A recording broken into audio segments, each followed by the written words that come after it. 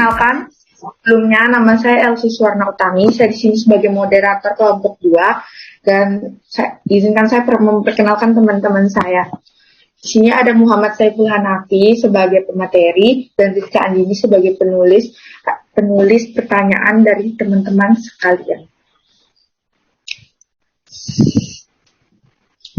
Sedangkan rangkaian acara yang akan kita lewati adalah sesi pembukaan, sesi penyampaian dan penyajian materi, sesi tanya jawab, dan penutup. Baik teman-teman, langsung saja kita mulai ke sesi yang pertama adalah pembukaan. Marilah kita mengucapkan basmalah sama-sama. Bismillahirrahmanirrahim. Selanjutnya adalah penyampaian dan penyajian materi. Saya persilakan untuk teman kita, Saiful Hanafi, untuk menyampaikan materi pada hari ini. Terima kasih. Baik, terima kasih atas waktunya. Assalamualaikum warahmatullahi wabarakatuh. Di sini saya akan menyampaikan materi tentang menyusun pesan bisnis berorientasi audiens.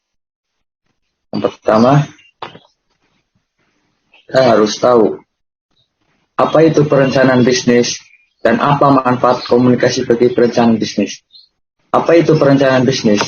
Perencanaan bisnis merupakan satu langkah strategi bagi pencapaian suatu organisasi secara menyeluruh. Pesan-pesan bisnis yang terencana dengan baik mempermudah pencapaian tujuan komunikasi. Dan yang kedua, apa manfaat komunikasi bagi perencanaan bisnis? Ada dua manfaat, yaitu manfaat internal dan manfaat eksternal. Manfaat internal berarti manfaat yang bisa dirasakan oleh komponen dalam perusahaan. Contohnya, ketika karyawan di suatu perusahaan dapat menjaga komunikasi bisnis yang baik dengan karyawan yang lainnya, maka pekerjaan pun bisa dilakukan dengan baik pula. Yang kedua, manfaat eksternal. Manfaat eksternal berarti manfaat yang timbul akibat komunikasi bisnis yang dilakukan dengan pihak ketiga. Komunikasi bisnis dengan pihak ketiga dapat membawa dampak positif bagi keberhasilan bisnis dan upaya membangun dana perusahaan. Contohnya yaitu komunikasi dengan investor, pelanggan, klien, ataupun media. Oke, next.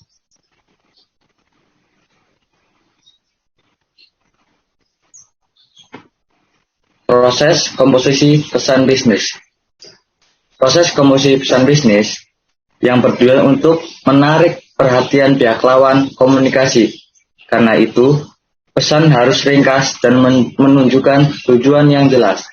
Tujuan dalam penulisan pesan bisnis yang efektif adalah bersifat untuk menyatakan ide daripada mengesankan lawan komunikasi.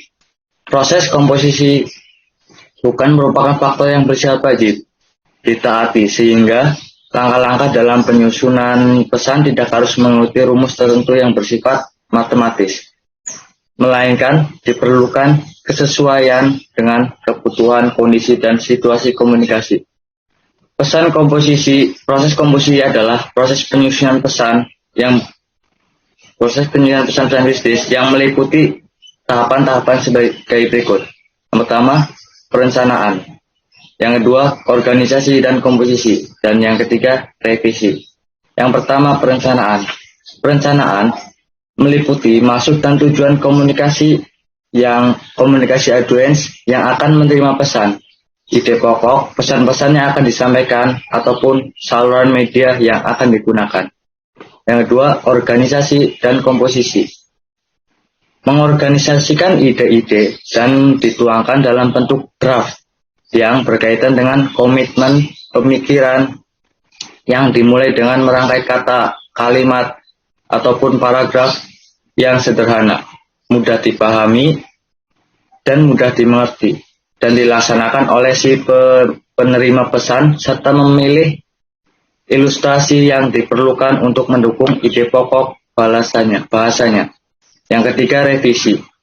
Revisi adalah proses perbaikan terhadap maksud dan isi pesan dari sisi substansi pesan yang ingin disampaikan, gaya penulisannya, struktur kalimat yang digunakan, dan bagaimana tingkat pemahamannya, serta memperhatikan penggunaan kata-kata, kalimat, dan paragraf telah diekspresikan dengan benar. Oke, next.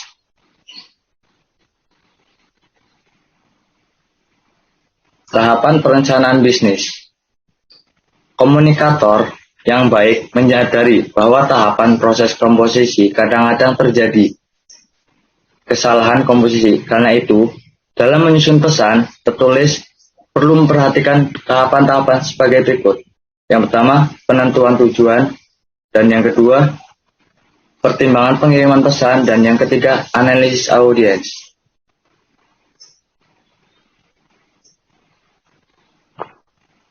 Penentuan tujuan. Penentuan tujuan komunikasi perlu diperhatikan pada saat seseorang merencanakan pesan bisnis.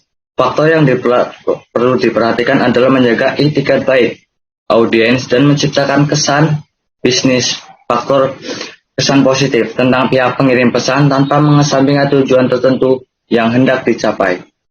Tahapan penentuan tujuan pesan bisnis dibagi menjadi dua faktor. Yang pertama, tujuan utama, dan yang kedua, pengembalian pesan.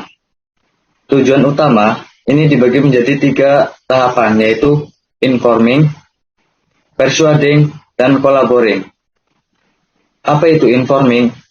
Informing adalah memberi informasi yang berkaitan dengan tujuan dengan dunia bisnis kepada pihak lain. Persuading atau persuasi adalah memberi persuasi kepada pihak lain agar apa yang disampaikan dapat dipahami dengan baik dan benar, terutama dilakukan pada saat melakukan negosiasi bisnis. Dan yang ketiga adalah collaborating, melakukan kolaborasi atau kerjasama bisnis antara seseorang dan orang lain melalui jalinan komunikasi bisnis. Seseorang dengan mudah dapat melakukan kerjasama bisnis, baik dengan perusahaan domestik ataupun perusahaan asing. Dan tujuan bisnis yang kedua adalah pengambilan keputusan. Pengambilan keputusan ini dibagi menjadi beberapa tahap, yaitu meneruskan isi pesan, menanggapi audiens, dan memusatkan isi pesan, dan juga menggunakan media yang tertentu. Nah, di bagian di sini menggunakan media dibagi menjadi 2 bagian, yaitu menggunakan media lisan dan menggunakan media tertulis. Media lisan merupakan saluran yang paling banyak digunakan dalam bisnis komunikasi. Itu antara lain percakapan antara 2 orang secara langsung ataupun tatap muka, melalui telepon, wawancara, pidato, seminar, dan pelatihan ataupun presentasi bisnis. Saluran ini disukai karena sederhana, spontan, nyaman, dan praktis secara ekonomis, dan juga memiliki kemampuan yang tinggi dalam memberikan umpan balik atau feedback. Media tertulis. Pesan-pesan tertulis dalam bisnis dibuat dalam berbagai bentuk, misalnya surat, email, ataupun memo, proposal, dan laporan. Pilihan kata dalam pesan tertulis dilakukan dengan hati-hati untuk mempertahankan nada sopan dan bersahabat. Namun, media tertulis ini mempunyai kekurangannya, yaitu tidak adanya umpan balik secara langsung yang tidak bisa diperoleh dengan waktu yang sangat cepat. Oke, next. Yang kedua adalah pertimbangan pengiriman pesan.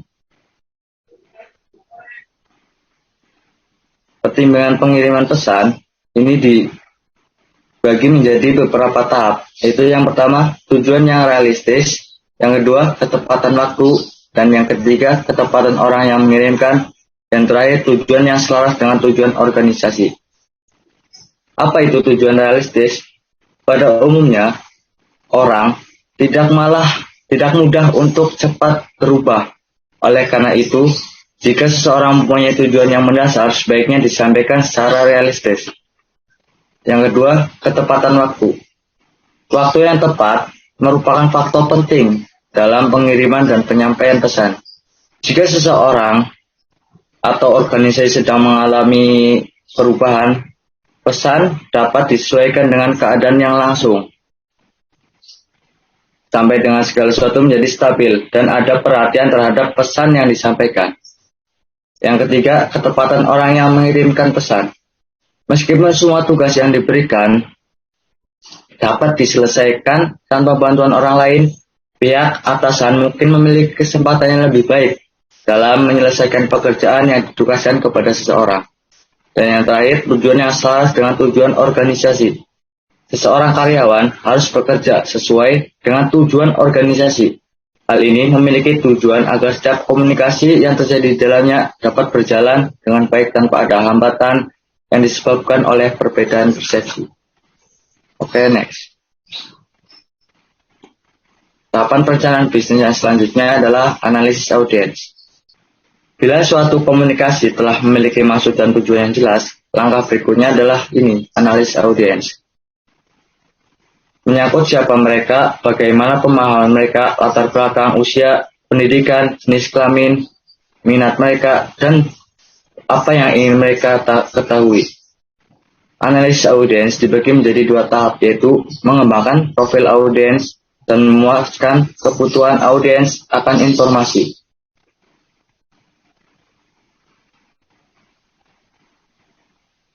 Nah, mengembangkan profil audiens. Mengembangkan profil audiens juga dibagi menjadi beberapa tahap. Yang pertama, menentukan ukuran dan komposisi audiens. Yang kedua, menentukan siapa audiens. Dan yang ketiga, mengetahui bagaimana reaksi audiens. Yang keempat, mengetahui pemahaman audiens. Yang terakhir, mengetahui bagaimana hubungan antara komunikator dengan audiens. Yang pertama, menentukan ukuran dan komposisi audiens. Audiens dalam jumlah besar akan menunjukkan perilaku yang berbeda dengan audiens yang berjumlah kecil. Diperlukan teknik komunikasi yang berbeda pula. Untuk audiens yang berjumlah kecil, contohnya materi dapat dikemas dalam suatu laporan sederhana untuk dipresentasikan. Sedangkan untuk audiens yang berjumlah besar, materi sebaiknya dibuatkan makalah atau laporan dengan gaya format dengan penulisan yang sangat formal. Yang kedua, menentukan siapa audiens. Bila audiens yang dituju lebih dari satu orang, perlu diidentifikasikan yang paling dominan di antara mereka. Yang ketiga, mengetahui bagaimana reaksi audiens. Setelah mengetahui audiens selanjutnya, perlu diketahui reaksi yang mungkin dimunculkan dari audiens tersebut. Jika audiens yang terlibat merupakan orang yang kurang kritis, maka presentasi sebaiknya disajikan langsung pada bagian kesimpulan dan saran. Perlu dihindari melakukan diskusi karena akan kurang efektif. Yang selanjutnya adalah mengetahui pemahaman audiens. Mengetahui pemahaman audiens dalam penyampaian pesan perlu diperhatikan hal-hal yang menyangkut dari audiens, seperti latar belakang audiens, pendidikan, usia, serta pengalaman. Jika terjadi perbedaan yang terlalu jauh dengan komunikator, maka perlu diputuskan seberapa besar audiens tersebut harus dididik. Dan yang terakhir, mengetahui bagaimana hubungan antara komunikator dengan audiens. Jika antara komunikator dan audiens belum saling mengenal, maka tugas seorang komunikator menyampaikan sesuatu atau pesan dengan penampilan yang meyakinkan. Hal ini bertujuan agar audiens termotivasi untuk mendengar dan menyimak pembicaraan, sehingga pesan dapat tersampaikan dengan baik. Oke, next. Analisis audiens yang kedua adalah memuaskan kebutuhan akan informasi audiens. Memuaskan akan kebutuhan informasi audiens juga dibagi menjadi 3 tahap. Tahap yang pertama adalah menemukan keinginan audiens. Tahap yang kedua, informasi yang diberikan harus akurat. Dan tahap yang ketiga, memilih ide-ide paling menarik bagi audiens. Menemukan keinginan audiens. Untuk dapat memenuhi kebutuhan informasi, maka komunikator harus dapat menemukan apa yang ingin diketahui oleh audiens dan segera memberikan informasi yang diminta. Yang kedua, informasi yang diberikan harus akurat. Informasi yang disampaikan hendaklah informasi yang benar-benar akurat atau faktual, serta dapat dipertanggungjawabkan kebenarannya. Jika terjadi kesalahan dalam penyampaian informasi, maka seorang komunikator perlu menyampaikan permohonan maaf serta segera memperbaikinya. Yang ketiga, memilih ide-ide paling menarik bagi audiens. Berusaha untuk menemukan hal penting yang bersifat menarik bagi audiens, memberikan perhatian khusus pada hal tersebut agar audiens merasa terpuaskan dengan apa yang telah disampaikan. Oke, next.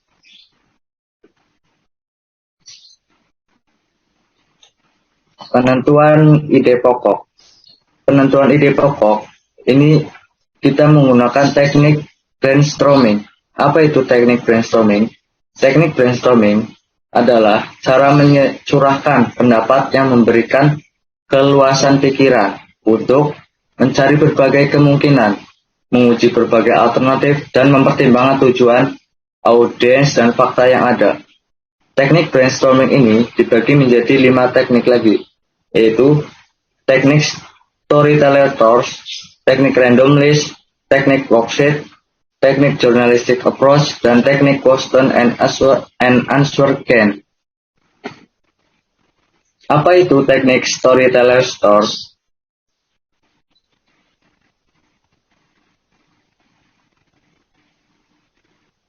Teknik storyteller tools adalah teknik brainstorming yang dilakukan melalui upaya untuk mendengarkan sesuatu cerita. Lewat cara mendengarkan tersebut, maka Anda dituntut untuk dapat fokus terhadap alasan berkomunikasi, memahami poin-poin utama, dan memahami nada, rasionalitas, dan juga implikasi yang ada di dalamnya.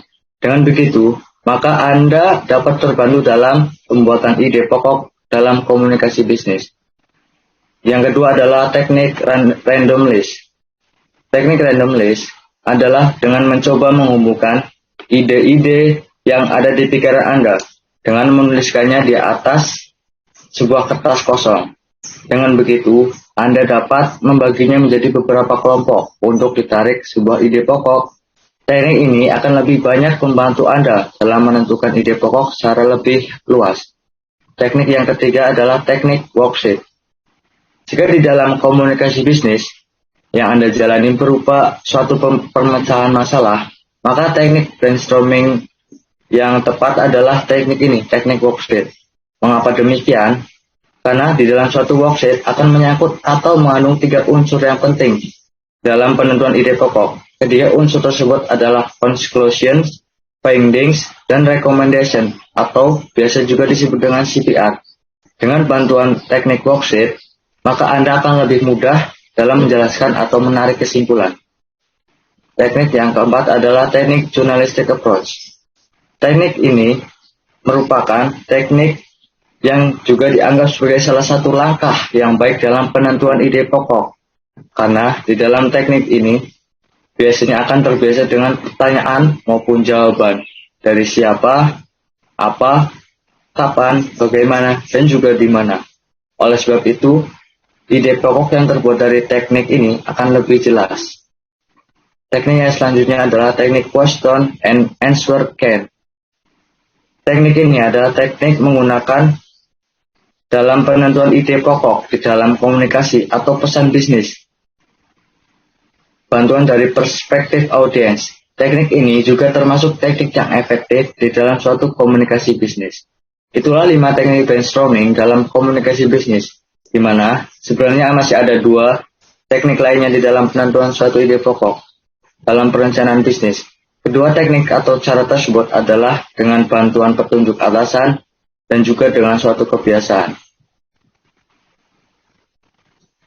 Maka dari penjelasan tersebut, kita dapat menarik sebuah kesimpulan bahwa perencanaan pesan-pesan bisnis merupakan suatu langkah strategi bagi pencapaian tujuan suatu organisasi secara menyeluruh dan merupakan salah satu faktor penentu keberhasilan komunikasi. Pesan-pesan bisnis yang terencana dengan baik akan mempermudah pencapaian tujuan komunikasi. Dalam hal ini, perencanaan pesan-pesan bisnis lebih difokuskan pada perencanaan pesan-pesan bisnis secara tertulis. Proses penyusunan pesan-pesan bisnis terdiri atas 3 hal, yaitu perencanaan, komposisi, dan revisi. Dalam melakukan perencanaan, maksud atau tujuan penyampaian pesan-pesan harus ditentukan terlebih dahulu, baik secara umum maupun secara khusus. Di samping itu, tahap perencanaan analisis audiens yang mencakup pengembangan profil audiens, pemenuhan kebutuhan informasi audiens, dan pemenuhan kebutuhan motivasional audiens harus perlu dilakukan. Demikian materi yang dapat saya sampaikan. Apabila ada kekurangannya, saya mohon maaf. Baik, terima kasih. Assalamualaikum warahmatullahi wabarakatuh. Demikian tadi diskusi kelompok 2. Saya sebagai moderator mohon maaf atas kesalahan saya. Marilah kita beri tepuk tangan untuk kita semua. Wassalamualaikum warahmatullahi wabarakatuh.